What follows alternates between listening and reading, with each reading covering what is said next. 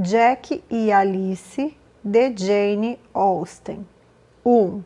O Sr. Johnson tinha certa vez cerca de 53 anos.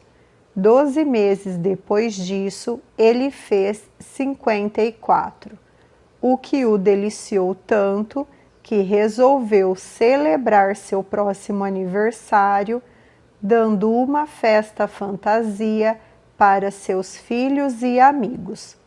Assim, no dia em que fez 55 anos, convites foram enviados para todos os seus vizinhos com esse propósito. Na verdade, seus conhecidos naquela parte do mundo não eram muito numerosos, já que consistiam apenas em Lady Williams, o Sr. e a Sra. Jones, Charles Adams e as 3 senhoritas Simpsons, que compunham a vizinhança de Pam e Diddle e integraram a festa fantasia. Antes de eu começar a fazer um relato dessa noite, será adequado descrever para meus leitores as pessoas e personagens da festa que se apresentam a eles. O Sr. e a Sra. Jones eram bastante altos e muito impetuosos, mas eram, em outros aspectos, pessoas de bom humor que se comportavam bem. Charles Adams era um jovem afável, educado e encantador, de uma beleza tão estonteante que apenas as águias conseguiam fitar seu rosto. A senhorita Simpson era gentil em sua pessoa, em suas maneiras e em sua disposição. Uma ambição desmedida era seu único defeito. Sua segunda irmã, Sookie, era invejosa, vingativa e malvada. Sua figura era baixa, gorda e desagradável. Cecília, a mais nova, era perfeitamente bela, mas afetada demais para ser gentil. Em Lady Williams, todas as virtudes se encontravam. Ela era uma viúva com uma bela herança e os vestígios de um belo rosto. Embora benevolente e franca, também era generosa e sincera. Embora devota e bondosa, era religiosa e afável. E embora elegante e agradável, era polida e interessante. Os Johnsons eram uma família amorosa e, embora um pouco viciados na bebida e nos dados, tinham muito boas qualidades. Tal era o grupo reunido na elegante sala de estar da Johnson's Court, em meio ao qual a gentil figura de uma sultana era a mais notável das fantasias femininas. Dos homens, uma fantasia que representava o sol foi a mais admirada por todos. Os raios que projetavam de seus olhos eram iguais aos daquele glorioso astro, embora infinitamente superiores. Tão intensos eram que ninguém ousava se aproximar mais que meia milha dele, portanto, tinha a melhor parte da sala só para si mesmo, já que o tamanho daquele cômodo não excedia 3/4 de milha de comprimento e meia milha de largura. O cavalheiro, percebendo afinal que a ferocidade de seus raios era muito inconveniente para o grupo, pois obrigava todos a se amontoar em um canto da sala, semicerrou os olhos diante do que todos perceberam que se tratava de Charles Adams, em seu mero casaco verde, sem fantasia alguma. Quando o assombro dos convidados diminuiu um pouco, a atenção deles foi atraída por 2 dominós, que avançaram com horrível impetuosidade. Eram ambos muito altos, mas pareciam, em outros aspectos, ter muitas boas qualidades. Esses, disse o arguto Charles, são o Sr. e a Sra. Jones, e de fato eram eles. Ninguém conseguia imaginar quem era a sultana, até que finalmente, quando ela se dirigiu a uma bela Flora, que se reclinava sobre o sofá, numa pose estudada, e disse: ó Cecília, eu gostaria de ser realmente o que finjo ser. Foi descoberta pelo gênio infalível de Charles Addams, que percebeu tratar-se da elegante, mas ambiciosa Caroline Simpson. E a pessoa a quem ela se dirigia, ele corretamente imaginou ser sua bela, mas afetada irmã Cecília. Depois o grupo se aproximou da mesa de jogo, onde estavam sentados 3 dominós, cada um com uma garrafa na mão, muito concentrados, mas uma mulher fantasiada de virtude fugiu a passos apressados daquela cena chocante, enquanto uma mulherzinha gorda, fantasiada de inveja, se sentava alternadamente ao lado dos 3 jogadores. Charles Addams continuava brilhante como sempre. Logo descobriu que o grupo de jogadores era composto pelos 3 Johnsons, a inveja era Sookie Simpson e a virtude Lady Williams. As máscaras foram então todas removidas e o grupo se retirou para outra sala para participar de uma brincadeira elegante e bem organizada, após o que, tendo sido as garrafas passadas de mão em mão de forma bastante rápida pelos 3 Johnsons, todos os circunstantes, inclusive a virtude, foram levados para casa completamente bêbados. 2. Durante 3 meses, a festa fantasia forneceu vasto material para conversa entre os habitantes de Pamidido, mas nenhum personagem ali foi tão amplamente comentado quanto Charles Addams. A singularidade de sua aparência, os raios que dardejavam dos olhos dele, a claridade de sua inteligência e sua pessoa como um todo tinham subjugado os corações de tantas jovens que, das 6 presentes na festa fantasia, apenas 5 não tinham sido cativadas por ele. Alice Johnson era a infeliz 6ª moça, cujo coração não fora capaz de resistir aos encantos dele.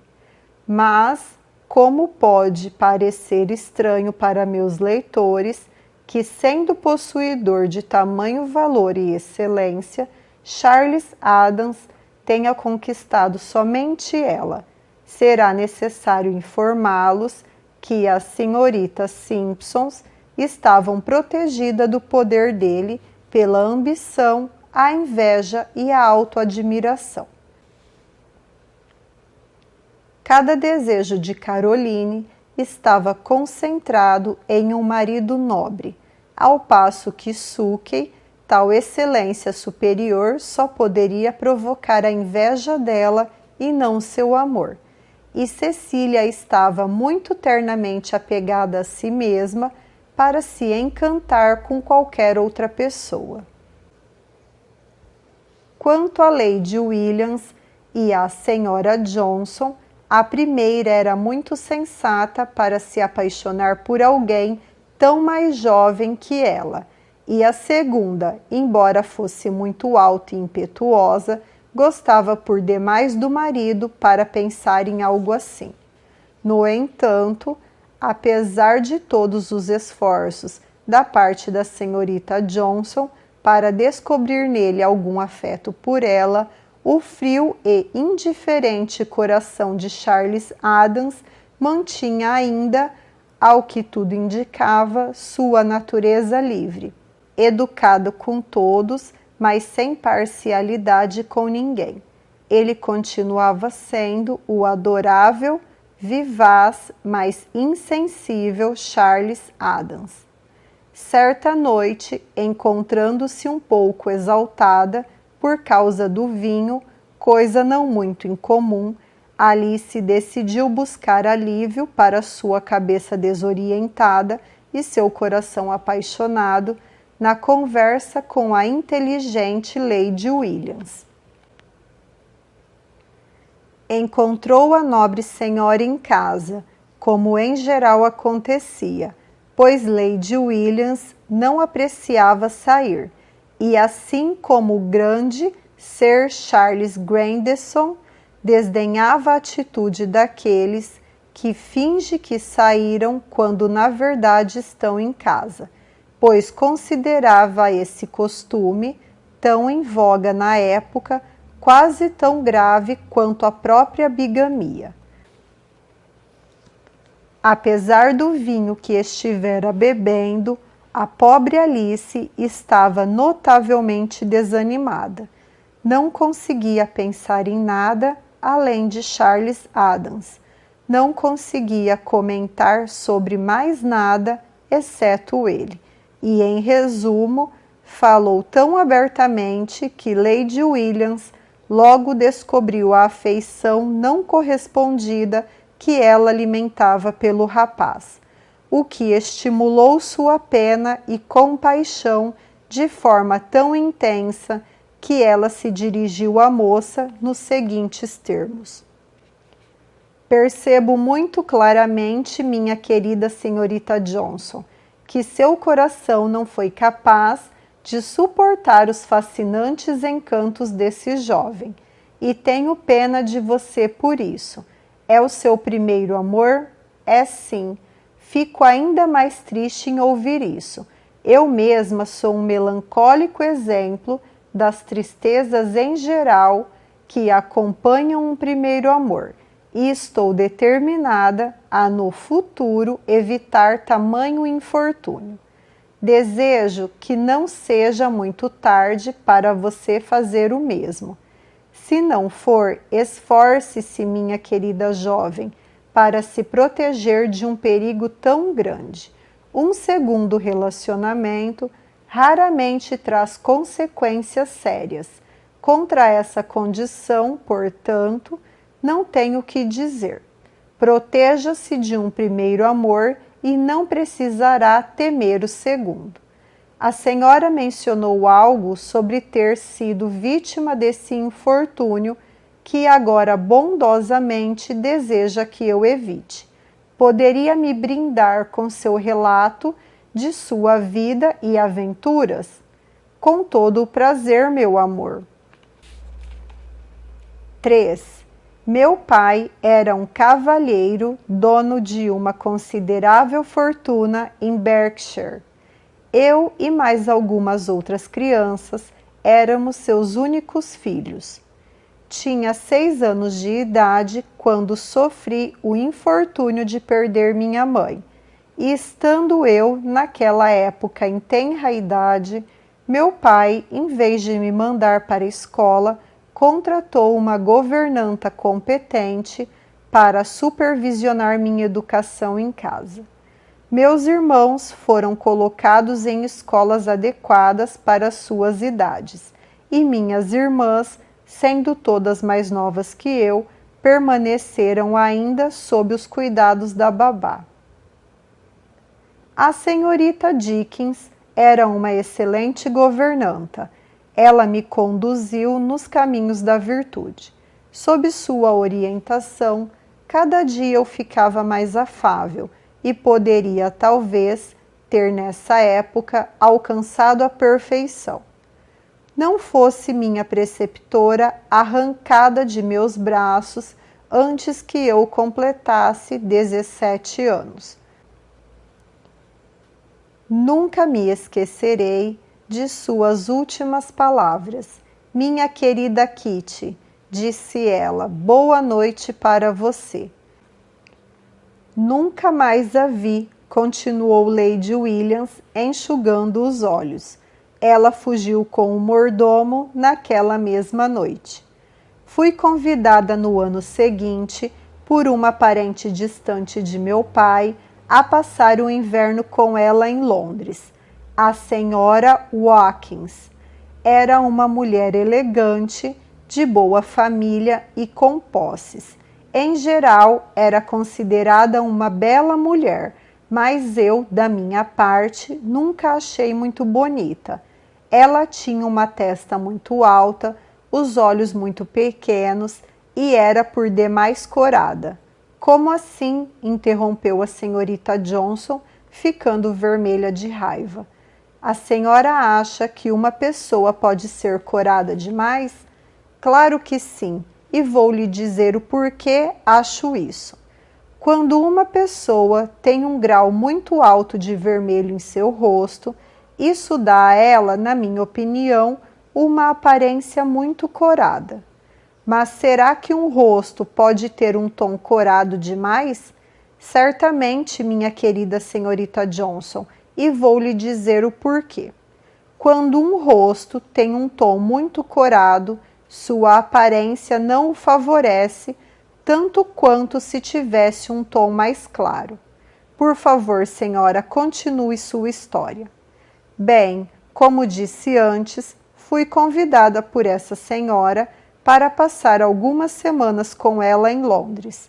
Muitos cavalheiros achavam que ela era bela, mas, na minha opinião, tinha uma testa muito alta, os olhos muito pequenos e era por demais corada.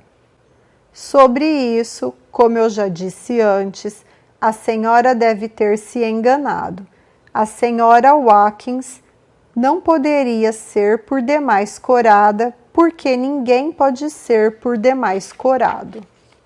Desculpe-me, querida, se não concordo com você nesse pormenor. Deixe-me explicar com clareza. Minha ideia sobre esse caso é a seguinte: quando uma mulher tem uma porção demasiadamente grande de vermelho em suas faces, ela de certo deve ser por demais corada. Mas, minha senhora, eu nego que seja possível alguém ter uma porção demasiadamente grande de vermelho em suas faces. O que, meu amor? Nem se a pessoa for por demais corada?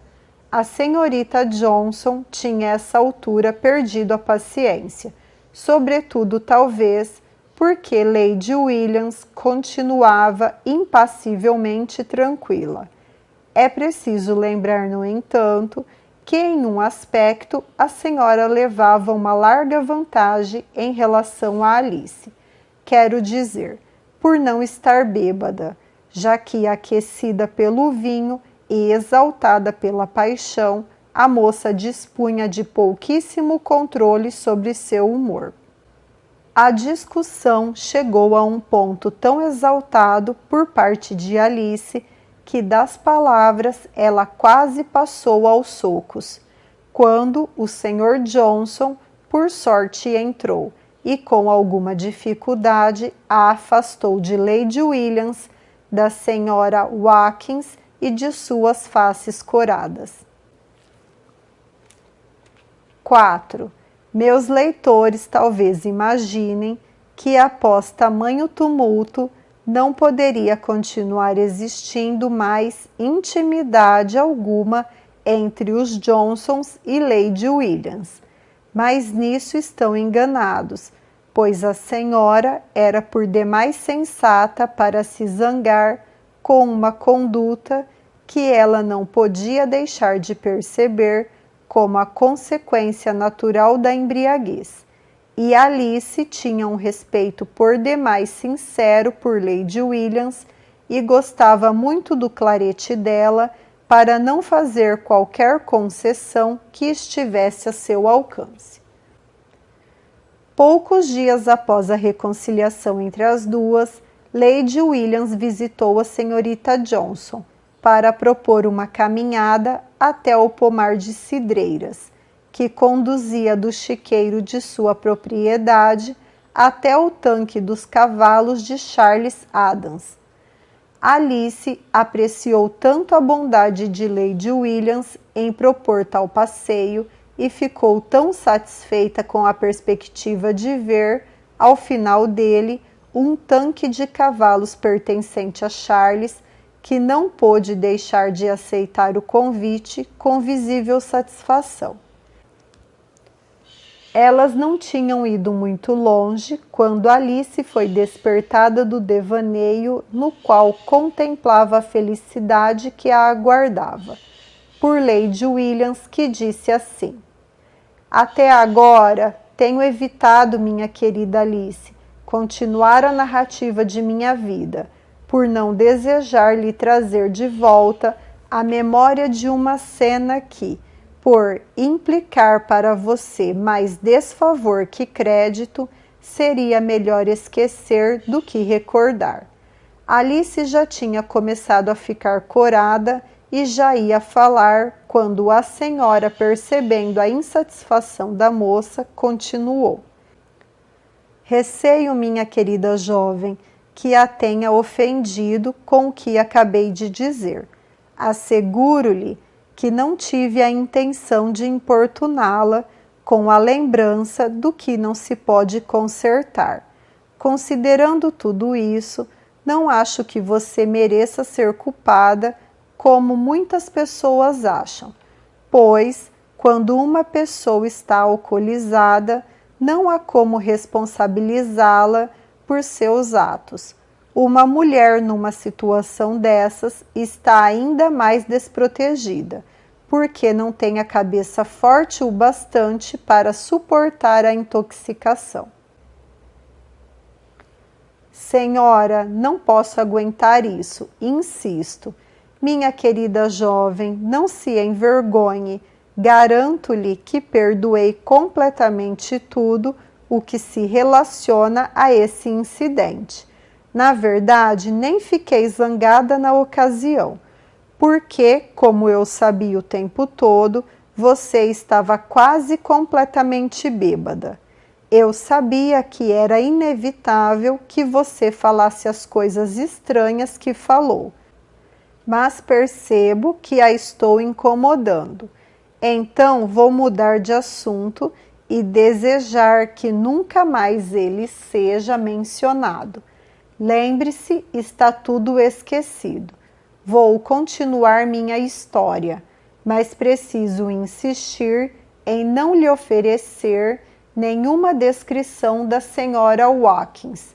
Seria apenas reviver velhas histórias e, como você nunca a viu, não importa para você se a testa dela era muito alta, se seus olhos eram muito pequenos ou se ela era por demais corada.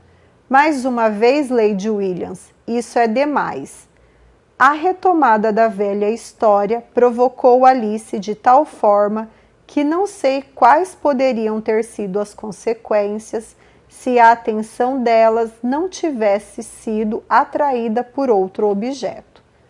Uma adorável jovem deitada sobre uma cidreira e aparentemente acometida por fortes dores. Era um objeto por demais interessante para não atrair a atenção das duas. Esquecendo a própria discussão, Lady Williams e Alice foram cheias de ternura solidária ao encontro da moça, a que se dirigiram nestes termos: "Ó bela ninfa, você parece estar sendo vítima de um grande sofrimento, que ficaremos muito felizes em aliviar, se nos disser o que a aflige. Poderia nos brindar com um relato de sua vida e aventuras? Com todo o prazer, senhoras, se fizerem a gentileza de se sentar." As duas ocuparam seus lugares e ela começou assim: